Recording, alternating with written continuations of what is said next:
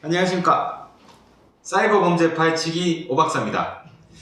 네, 원래는 이번 시간에 지난 시간에 이어서 고액 알바에 대해서 또 말씀을 드리려고 했는데, 최근에 갑자기 이제 어떤 신고 사건에 대한 일이 있어가지고 그 부분에 대해서 좀 말씀을 드리려고 합니다. 네, 물품 사기는 안 되고요. 네, 안 되고, 보이스피싱은 되는 것이 있습니다. 네, 그것은 바로요, 지급정지. 계좌 지급정지라는 건데, 앞전에 한번 말씀드린 적이 있습니다. 상대방의 계좌를 지급을 정지를 시킬 수가 있다라는 건데, 우리가 이제 보이스피싱을 당하게 되면 그 피해자, 저희가 이제 돈을 상대방 계좌에 보내잖아요. 피의자, 사기꾼 계좌에 보내게 되면 그 상대방의 계좌를 바로 지급정지를 시킬 수가 있습니다. 보이스피싱은 그게 가능해요. 그런데 우리 사기 피해자분들이 조금 잘못 알고 계시는 게, 사기를 당했기 때문에 내가 돈을 보냈으니까 저 사람 계좌를 빨리 정지시켜 달라는 말씀들을 많이 하시거든요. 그렇게 신고들을 해요. 신고하셔가지고 내가 사기 당했으니까 빨리 저 사람 계좌를 정지시켜 달라. 그런데 우리가 법상요, 경찰에서는 그 부분을 또 할 수가 없거든요. 그럼 이 피해자분들이 답답해서 은행에 가십니다. 근데 은행에서 뭐라고 얘기하냐면요, 일단 경찰에 신고를 해야 된다고 얘기를 하는 거예요. 경찰에 먼저 신고를 하시라. 그럼 자, 여러분 생각해 보십시오. 사기를 당하신 분들은 은행에서 얘기하는 대로 경찰에 신고를 하게 되면 마치 바로 지급정지가 될 것처럼 이렇게 생각을 하시잖아요. 그것도 아닙니다. 네, 왜 그러냐? 현행법 때문에 그렇거든요.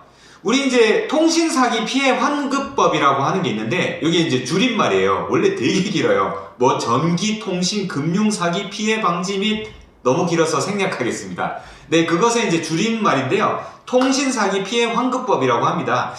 이 통신사기 피해 환급법에는요, 물품 사기에 대한 부분이 빠져 있습니다. 그래서 지급정지를 바로 할 수가 없어요. 그런데 우리 사기 당하신 분들은 마음이 급하니까 정지를 시켜야 자기가 돈을 찾을 수 있다고 생각하시는 거죠. 억울한 마음은 알지만 현행법상 그게 안 된다. 그래서 은행에서도 방법이 없다라고 말을 할 수밖에 없고요. 경찰에서도 마찬가지로 결국엔 신고하시는 방법밖에 없습니다. 그래서 여러분들이 경찰에 사기에 대해서 신고를 어떻게 하느냐는 또 제 영상 앞부분에 인터넷 사기 신고하는 방법에 대해서 나와 있습니다. 물품 사기도 마찬가지고요.